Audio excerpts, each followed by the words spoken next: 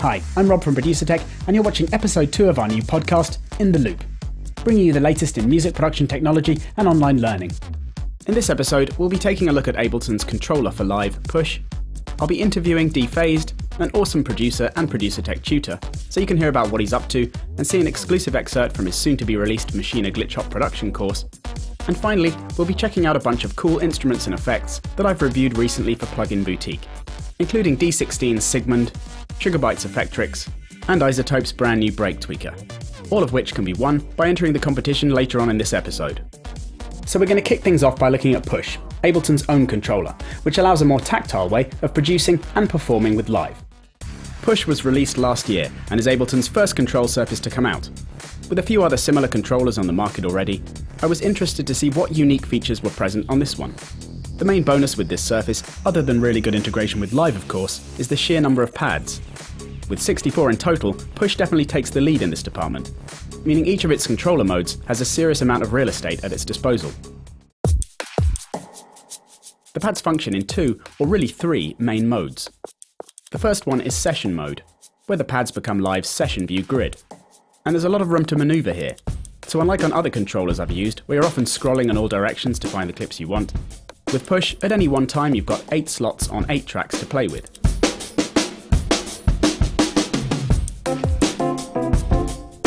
In this mode, the buttons to the right of the pad launch rows of clips, or scenes as they're called.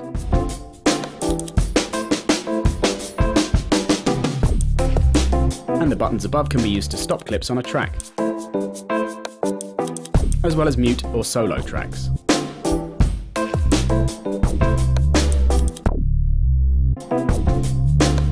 So the entire upper section is also multifunction, with the 2 rows of buttons and 8 encoders above and below the large display changing according to the button activated to the right.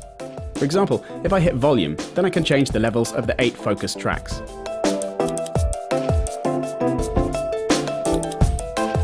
Pan and send scrolls through panning and any sends.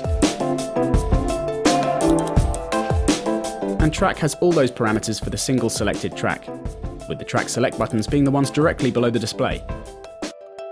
To edit any devices on the selected track, you just hit the device button, after which the same row of buttons now chooses a device on the selected track, which can then be edited using the controls above.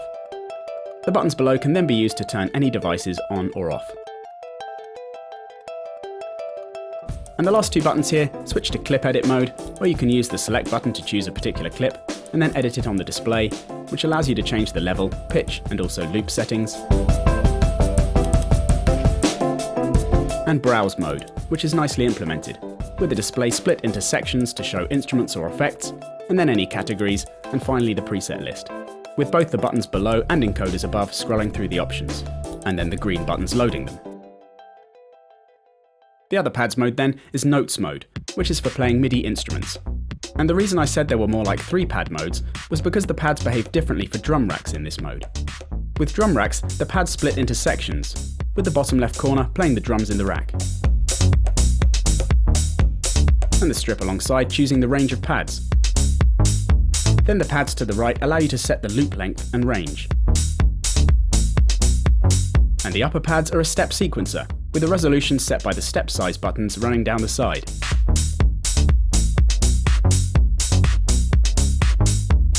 Any steps can also be edited easily on the screen, to change their volume, length, and so on. And when a regular MIDI instrument is on the track, the pads work in keyboard mode, which is where Push really comes into its own. Now this 64 pad area becomes a real instrument that's fully customizable any way you want. The pads can be set to any scale to make sure you're in tune with other parts in your track, which then makes it easy to create melodies and lead parts, as well as arpeggiated runs,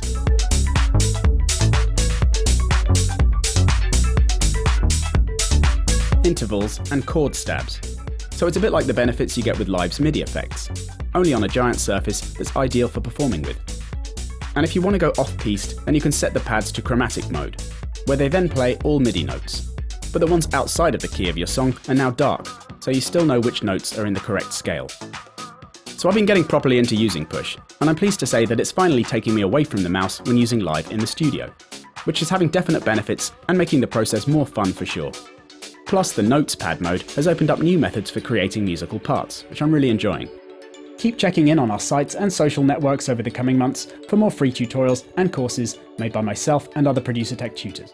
All of these courses will be available on our brand new live courses website, launching this month, with a new streamlined functionality that makes the learning experience much simpler and more intuitive. With the site's cool, fully responsive design, lessons can now be viewed easily on all devices, with a multiplayer feature for improved compatibility on any setup. Any current live courses students can hit me up on rob@producertech.com for information on switching over to the new site. Right now, we're going to move on to our interview and guest tutorial section, which in this episode is with our own tutor, Rich. So just to give you a bit of an intro, Rich has made some awesome courses for us on dubstep production inside Logic Pro under the name Fractronics. But his main artist name until now has been Defazed. So would you like to tell us a bit about that? Yeah, I've been making music since I was quite young, and I think in about 2004 I started producing under the name Defazed. I've had quite a few releases over the years, lots of different record labels, lots of different styles of music, kind of done everything from ambient through to hardcore really. The last few years I've been mainly focusing on sort of dark, techie drum and bass. Done a lot of releases over the last 3 or 4 years in that genre. More recently I've been getting into my sort of mid-tempo stuff, you know, sort of glitch hop, kind of 100 BPM sort of stuff, really into that at the moment, really feeling the vibes of that and really enjoying programming that sort of stuff. Are you working on any releases right now? Yeah, I'm finishing off a drum and bass EP, and also I'm working on 2 sort of single stroke mini EPs for 2 different labels, doing more kind of glitch hop based stuff. Nice. And what software are you using to produce? Mostly I use Logic Pro, and that's kind of the main one that I always come back to. I sometimes use FL Studio, I sometimes use Ableton Live, just for little bits and pieces that they tend to do slightly differently, things that work better with them. And also I've found that Machina has been a really nice, refreshing change since they've released version 2. That's kind of like a really nice DAW to use on its own, just a standalone thing, different workflow. Really good, really quick for just getting ideas down and even creating whole tracks. And then what I tend to do is open Machina as an audio unit within Logic, route the audio out within Logic or bounce sections out, and kind of piece tracks together that way and finish off the arrangement. So I'm really liking Machina at the moment. Would you say that's your favourite bit of kit right now? Yeah, definitely. I'm really liking the hardware. It's really hands-on. It's really nice, and yeah, software, I can't complain at all. Version 2 is amazing. So what are you going to show us today? Right, I'm going to show you an excerpt from this glitch hop course that I've been working on for Machina, which is going to be focusing specifically on bass resampling. Okay? Wicked, let's check it out. Okay, so bass resampling is a really cool technique. It's been around for a long time. It's been used since the early 90s by producers in hardcore, techno, drum and bass, all that kind of music. Okay, and I'm going to show you how to do that in Machina right now. And just to give you a good example of what it sounds like, I'll play you the original bass line that I made just using a massive patch, just sequenced as we see the notes here. And then I'll play you the resampled version. Okay, so the original version sounds like this.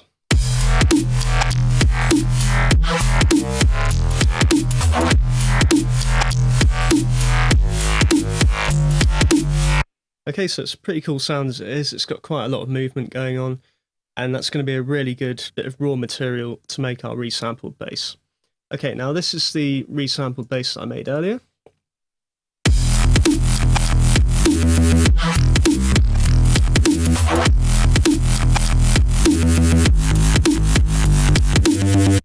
Okay, playing exactly the same notes, but it sounds a lot more interesting, it sounds a lot more solid, there's loads of really nice modulation going on.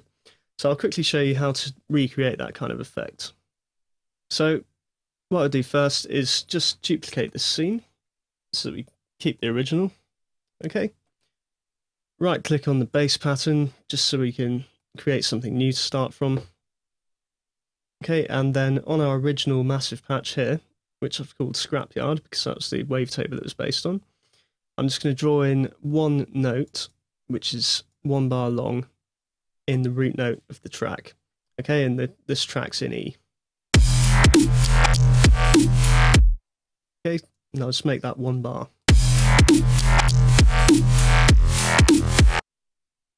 Okay, now in order to resample that note, the next thing we need to do is export it as audio. And we do this simply by making sure that we've selected the pattern that we want to export, and then we just click on the Quick Export button here. Okay, then we go into the browser, and we should find that we've got a file here which relates to it. Okay, so pattern 22, scrapyard. Okay, we'll just play that one. So we just drag that onto the next free slot in our bass group. I'll drag it on sound 9. Close the browser for now. So what we need to do first is just switch it into legato mode.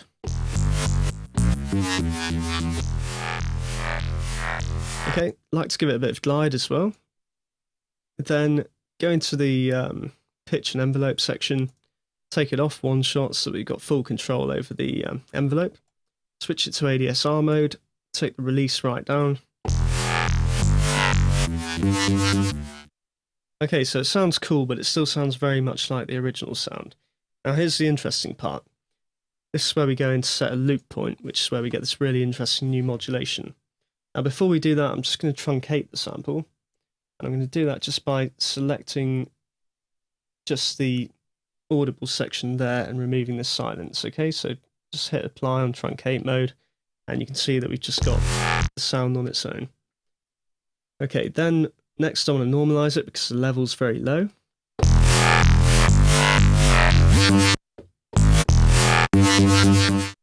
Okay, so to add a loop point, we can go into zone mode here, turn on loop, and then we can move these 2 controllers here just to select the loop point. Okay.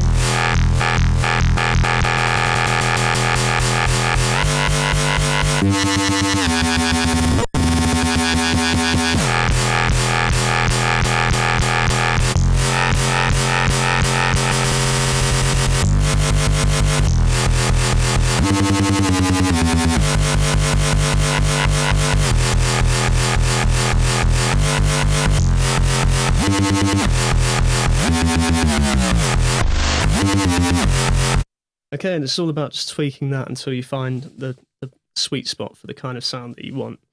Okay, and I think that sounds really nice. Okay, next thing I'm going to do is just add a couple of extra effects, and I usually add a phaser at this point to add some more movement. Keep it subtle though. Take all the controls down a little bit. Apart from the stereo, keep it nice and wide. Maybe add a bit of chorus just to make it wider.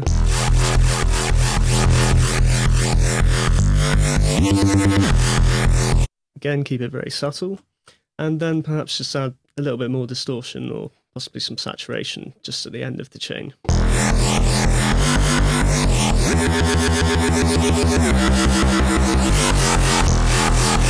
Okay, so we got an absolutely huge sounding bass there. Okay, so just to remind you, we started off with this sound, and now we have.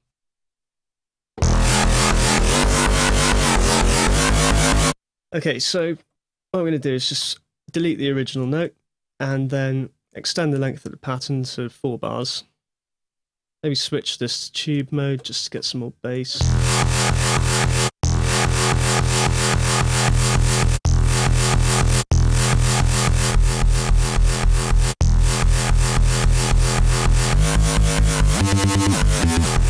Yeah, that's a much nicer saturation effect, actually. Okay, so I'll just try and jam out some kind of bass line using that.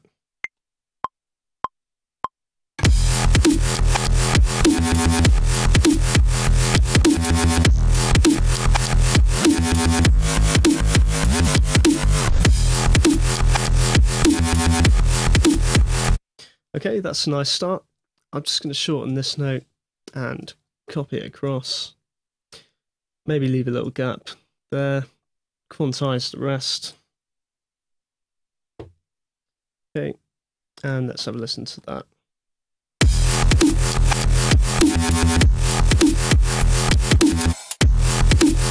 And maybe just to fill in that space there, I'll just add a quick note on this other bass.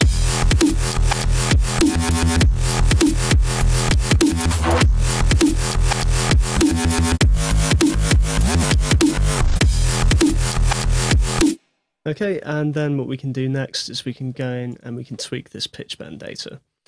But for now, I'll leave it at that. And if you want to find out how I made the rest of the track and all of the drums and all the other bass sounds and everything else, including the original massive patches, then you can sign up to the course at producertech.com. Okay, thanks for watching. Good stuff from Rich there. Keep an eye out for his Glitch Hop Machina course, coming to a website near you soon. Rich's Fractronics dubstep production in Logic Pro courses, totaling over 6 hours of tutorials, go through every stage of creating a twisted dubstep track, including programming the beats, creating and sequencing bass patches with the S2, arranging, mixing, and even mastering the final track, all within Logic. The course is available as separate parts or as a combined bundle at music-courses.com, with the bundle currently on offer at 25% off. Now we're going to take a quick look at a few different plugins that I've reviewed recently for Pluginboutique.com, a great website for finding out all about different third-party instruments and effects. Let's take a look. First up then, here's Effectrix from Sugarbytes, which is a simple to use but awesome plugin, combining lots of great effects into a sequencing grid, allowing you to create complex effects progressions in no time at all. As well as common effects like reverb, chorus, delays and so on, there are also some particularly useful ones, including a whole host of loopers, and some really nice vinyl style effects, which can be used to make the signal scrub back and forth or stop like a record. With up to 12 different patterns that you can program and control from the DAW or via MIDI, and presets for both individual effects and the sequencer section, as well as a chaos randomizer button for coming up with something new, there's no end to the fun you can have with Effectrix. Sigmund is a seriously comprehensive multi-tap delay effect from D16.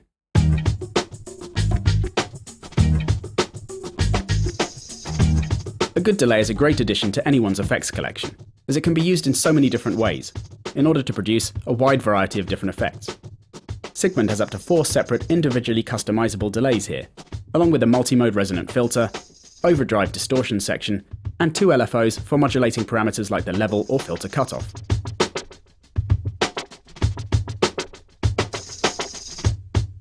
As well as the delay time, which means the device can be used as a flanger or chorus too.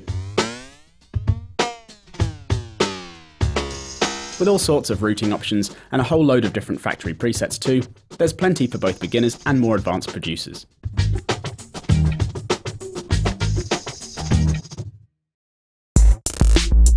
And finally, there's iZotope's brand new Break Tweaker, which is an immense new plugin designed by BT that allows you to weave together intricate grooves, consisting of different sampled and synthesized parts.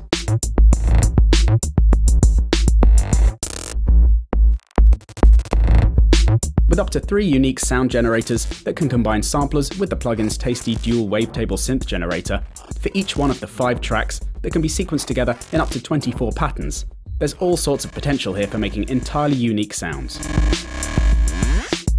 Add to that the ability to process each track with distortion and filtering, with 8 separate modulators, as well as a micro editor for every note in the sequencer, which offers an incredible amount of control over the pitch and time manipulation of sounds, then you can probably see just how twisted Break Tweaker can get.